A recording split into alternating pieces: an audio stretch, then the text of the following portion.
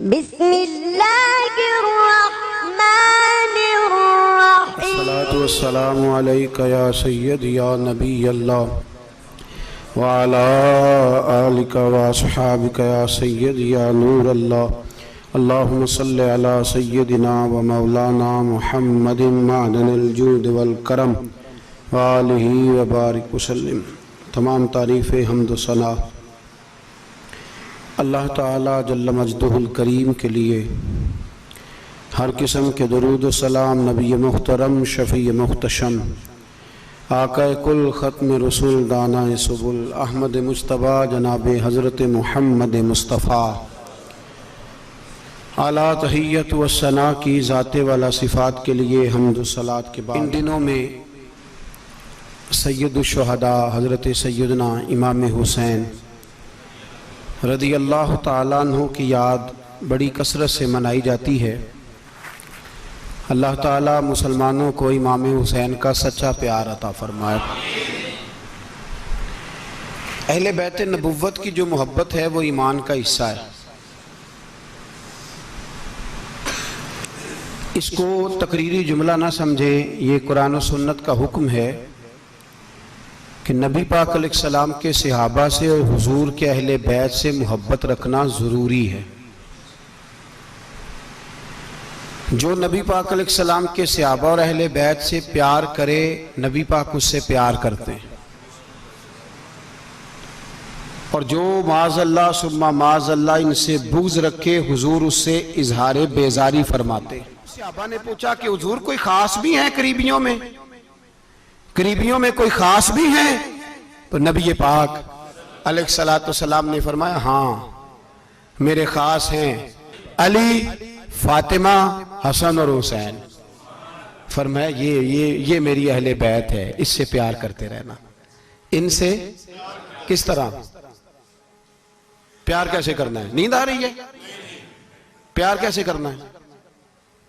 अल्लाहु अकबर। दो किस्म के प्यार करने वाले हैं अहले बैत से, खास तवज्जो करें। दो किस्म की। एक ने अहले बैत की शहादत को तमाशा बना दिया है।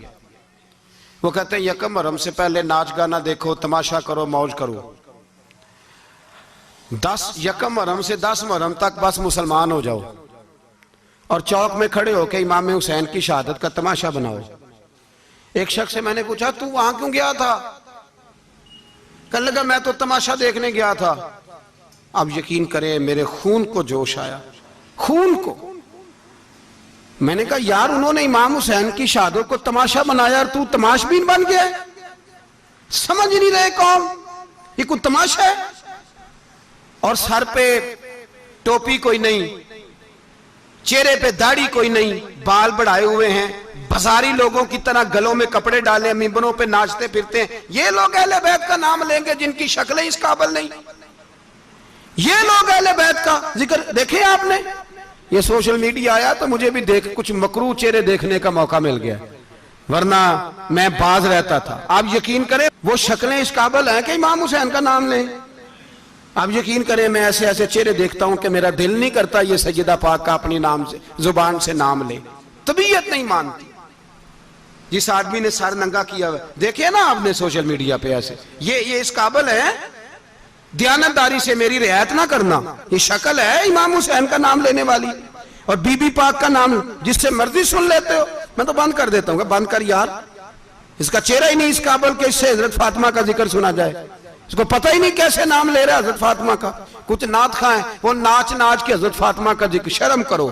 पता ही नहीं किसका नाम ले रहे हो, पता ही नहीं किसका जिक्र कर रहे हो। ऊंचा बोलना, दाद देना, ये करना, उठ के खड़ी, ये तमाशा है कोई अहले बैत का जिक्र? पता ही नहीं किसका तज़किरा कर रहे हो। जानते हो ये कौन है? सुबह कयामत मेरे नबी पाक अलैहिस्सलाम ने फरमाया रब हुक्म देगा कयामत के दिन, वली, नबी, गौस, कुतुब, अब्दाल आंखें बंद करे, नजरें झुकाए, सर झुकाए, या अल्लाह क्या होने वाला है? फरमाया मोहम्मद की बेटी फातिमा की सवारी गुजरने वाली है, रसूल की शहजादी गुजरने वाली है, नजरें झुकाओ। पता ही नहीं ये कौन है, किसका जिक्र कर रहे हो और नाचते फिरते हो, खबर ही तुम्हें। मेरे दादा मुर्शद मुफ्ती आज़म हिंद मौलाना मुस्तफा रज़ा खान आला हजरत के छोटे बेटे, उनका एक मुरीद अपने किसी दोस्त से कहने लगा मेरे पीर मुफ्ती आजम है।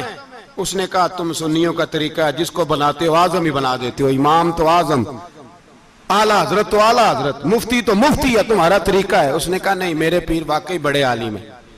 उसने कहा मैं जाऊंगा, ऐसा मसला पूछूंगा तेरे पीर को जवाब ही नहीं आएगा। वो साथ ले गया। जब सरकार मुफ्ती आजम की खिदमत में, आला हजरत के बेटे वो भी छोटे वाले, तेरी नस्ल पाक में है बच्चा बच्चा नूर का, छोटे बेटे आला हजरत के बैठक में बैठे थे। तो वो आ गया इतराज करने वाले को लेके, आपका मुरीद पूछ ले जो मसला पूछना है। बैठक के दो दरवाजे थे, एक बार खुलता था एक घर में। बैठे सलाम कलाम के बाद कैसे आए हो, कहा हुजूर ये कोई बात पूछना चाहता है। और वो रास्ते में कह रहा था मैं ऐसा सवाल पूछूंगा तेरे पीर को जवाब ही नहीं आएगा, रास्ते में ये बातें करता आ रहा। कहा पूछो। उसने पूछा, कहने लगा जी बताइए नबी पाक अलैहिस्सलाम की चारों बेटियों के नाम क्या हैं। तो मुफ्ती आजम हिंद उठे, जो दरवाजा अंदर खुलता था उस कमरे से अंदर चले गए। वो इतराज, तनकीद आसान होती है, तामीर मुश्किल होती है, इतराज लोग फटाफट कर लेते हैं। कहने लगा तो तेरे पीर को तो चार बेटियों के नाम नहीं आते, वो किताब देखने चले गए, वो तो देख के बताएंगे, उनको तो नाम नहीं याद। पर क्या करे, फाजिल बरेलवी का कमाल ही बड़ा अनोखा है। ये रजा के नेज़े की मार है कि अदुब के सीने में गार। आला हजरत का रंग ही कुछ निराला है। शहजादा आला हजरत वापस आए, सर पे इमामा है और दाढ़ी से पानी के कतरे गिर रहे हैं। और आके खड़े हुए तो फरमाने लगे मैं वुजू करने गया था, मैंने नबी पाक की बेटियों के नाम कभी बगैर वुजू के जुबान से अदा ही नहीं किए, मैं वुजू करने गया था। वो शख्स कहने लगा हुजूर वुजू के साथ, तो आंखों में आंसू आ गए। फरमाने लगे तुम्हें क्या बताऊं वो किस पाक घराने की शहजादियां हैं। रो पड़े, कहने लगे मेरे तो बाप का अकीदा है कि तेरी नस्ल पाक में है बच्चा बच्चा नूर का, तू है ने नूर तेरा सब घराना नूर का। मेरे में क्या करूं, मजबूरी है। हमारे बुजुर्गों ने अहले बैत की मोहब्बत का यह रंग पेश किया है। मेरे आला हजरत रहमतुल्लाह अलैह, अब मौजू नहीं था, बात कहीं और निकल जाएगी, उन्वान भी बयान करना है। पालकी में बिठा के ले जाया जा रहा था, डोली होती थी, पालकी में बिठाया जाता था उलमा को। जिस तरह बच्चियां डोली में बिठा के, तो हिंदुस्तान में एक रिवाज रहा कि उलमा को लोग पालकी में बिठा के कंधों पे उठाते थे। चार मजदूर वो डोली पालकी उठाया करते थे। आला हजरत को भी उठा के ले जाया जा रहा है। फाजिल बरेलवी ने फरमाया रख दो नीचे। नीचे रखा तो फरमाने लगे तुम्हें सैयदजादा कौन है। हुजूर क्या हुआ। फरमाने लगे मुझे रसूलुल्लाह के खून की खुशबू आ रही है, मुझे खुशबू खालस खून की खुशबू आ रही है। चुप कर गए चारों मजदूर। आपने फरमाया तुम्हें कसम हो रसूल पाक की, बताओ तुम में सैयदजादा कौन है। तो एक कमजोर शख्स उठा, कहने लगा हुजूर मजदूर से मजदूरी लेनी चाहिए, जात बरादरी नहीं पूछनी चाहिए। आला हज़रत ने फरमाया शाह जी ये आपने क्या किया, मुझे ही कंधों पे उठा लिया। लाखों लोगों का पीर और हजारों मशाइख और उलमा की आंखों की ठंडक, बरेली के इमाम जिनका कलम उठे तो वक्त के बड़े बड़े सूरमा गर्दने झुका दे। आला हजरत रहमतुल्लाह ताला अलैह पहले तो अपनी पगड़ी उठा के पैरों में बिछाई, कहने लगे तेरे नाने के नाम पे खाया है, तेरे ही कंधों पे चढ़ गया हूं, वास्ता मुस्तफा का मुझे माफ करो। तो शहजादे ने पगड़ी उठाई, कहा हजरत ऐसे तो ना कीजिए। फरमाया नहीं अभी मेरा दिल राजी नहीं हुआ। फिर उस शहजादे को आला हजरत रहमतुल्लाह अलैह ने पालकी में बिठाया। शहजादा सैयदजादा मजदूर है, बज़ाहिर पढ़ा लिखा नहीं, गरीब है, उनको पालकी में बिठाया और फरमाया एक तरफ से मैं उठाऊंगा, एक तरफ से मेरा बेटा हुज्जतुल इस्लाम हामिद रजा उठाएगा, एक तरफ से मलकुल उलमा मौलाना जफरुद्दीन बिहारी बुखारी की शरह लिखने वाला उठाएगा, एक तरफ से फिका हनफी का इंसाइक्लोपीडिया बाहर शरीयत लिखने वाला मुफ्ती सदरुल शरिया मौलाना अमजद अली आजमी उठाएंगे। चारों ने जब उठाया वो जा रहे थे तो मौलाना हसन रजा फाजिल बरेलवी फरमा रहे थे बेअदब गुस्ताख फिरकों को सुना दे ए हसन, बेअदब गुस्ताख फिरकों को सुना दे ए हसन। यूं कहा करते हैं सुन्नी दास्तान अहले बैत, यूं कहा करते हैं सुन्नी दास्तान। ये हमारा तरीका है रसूलुल्लाह से प्यार करने का, ये हमारा तरीका है अहले बैत से। ये क्या मोहब्बत हुई। यकम मुहर्रम से 10 मुहर्रम तक बाजारी लोग खड़े कर दिए और कहा अहले बैत का जिक्र करेंगे। और ज़ैनब पाक का नाम लेंगे और सकीना पाक की, ये लोग पाक करेंगे जिनका लबो लहजा बाजारी है, ये गुफ्तगू करेंगे। और बहुत सारे हमारे लोग देखने चले जाते हैं। और मुझे शिकवा है अपने दोस्तों से भी, ये चुप करके बैठे रहते हैं मुहर्रम के दिनों में, आपका कोई ताल्लुक नहीं इमाम अली मकाम के साथ।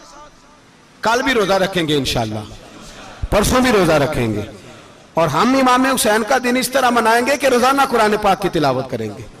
हम इमाम अली मकाम की याद इस तरह मनाएंगे कि हुसैन तूने जिस सजदे में सर कटाया था 9-10 को ज्यादा सजदे करेंगे, और तूने जो कुरान पाक नेज़े की नोक पे भी जारी रखा, हम भी 9-10 मुहर्रम सारा कुरान पढ़ के गुजार देंगे। और इमाम अली मकाम की फिक्र को समझे, सोच को समझे।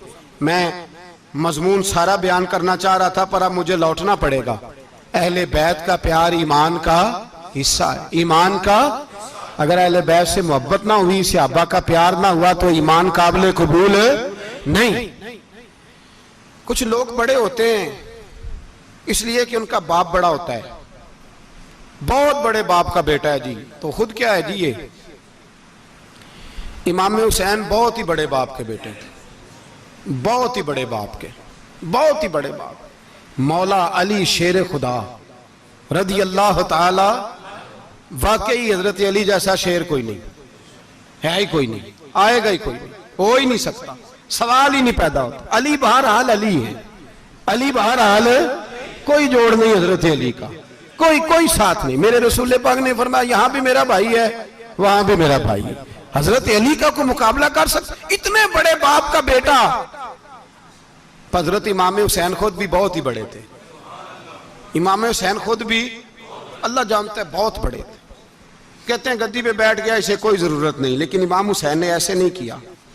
इमाम ज़ैनुल आबिदीन फरमाते हैं मेरे अब्बा जी इमाम हुसैन फर्ज नमाजों के अलावा एक दिन में 100 नफल अदा किया करते थे, और एक रवायत में फरमाते 1000 नफल पढ़ा करते थे।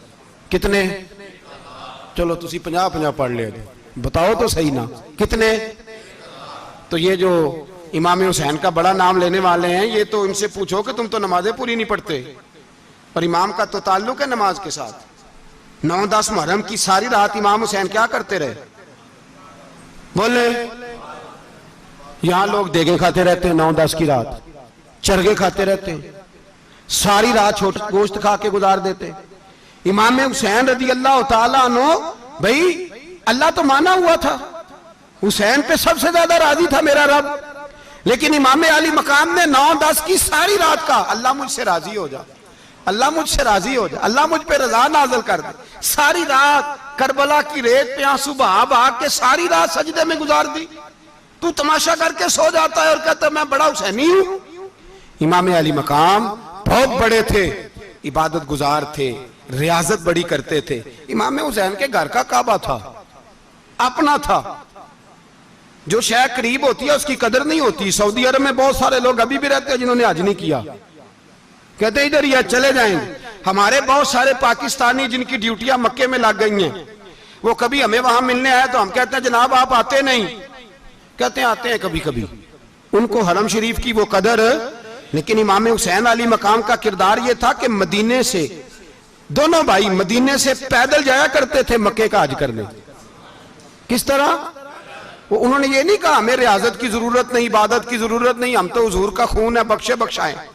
पैदल मदीने से दोनों शहजादे और इस तरह पैदल जाते थे, एक दफा नहीं, 2 दफा नहीं, 25-25 हज दोनों ने पैदल मक्के जाके अदा फरमाया।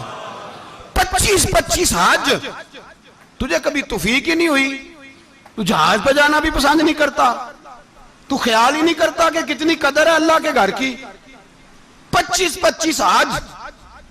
और सखावत का ये हाल था, सखावत का, कि इमाम ज़ैनुल आबिदीन फरमाते 1 लाख दिनार सवेरे आया।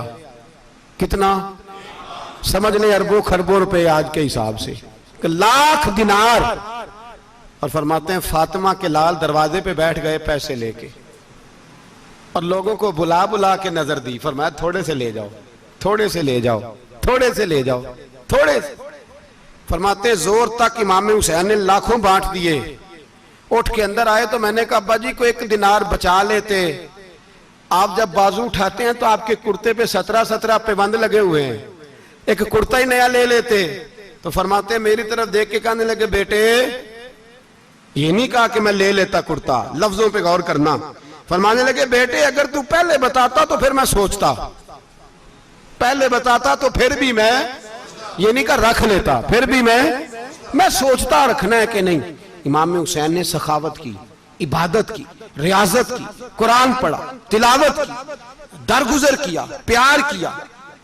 इमाम हसन की बात है, एक लौंडी आई, हमारे यहाँ तो शहजादों का अल्लाह ही हाफिज है ना, शहजादे वो किसी के भी हों, ये जो हमारे सियासतदानों की शहजादे हैं ये हमने खराब किए हुए इनकी गाड़ियों के पीछे भाग भाग के, इसलिए तबाह हो गए।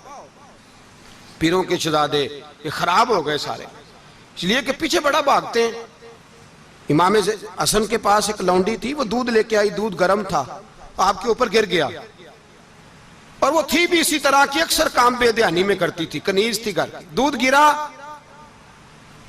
तो वो कांपने लगी कि मैंने कई गलतियां की, अब तो बहुत सख्त गलती है, गर्म दूध इमाम पे पड़ गया। तो इमाम साहब ने तिलावत शुरू कर दी इमाम हसन ने, वल काज़िमीन अल गैज़ वल आफीना अनिन नास वल्लाहु युहिब्बुल मुहसिनीन। फरमाया जो गुस्सा पी जाए और लोगों को माफी दे, उनसे तो अल्लाह मोहब्बत फरमाता है, इनसे तो अल्लाह प्यार करता है। इमाम साहब ने उस लौंडी को फरमाया जा तू अल्लाह की रजा के लिए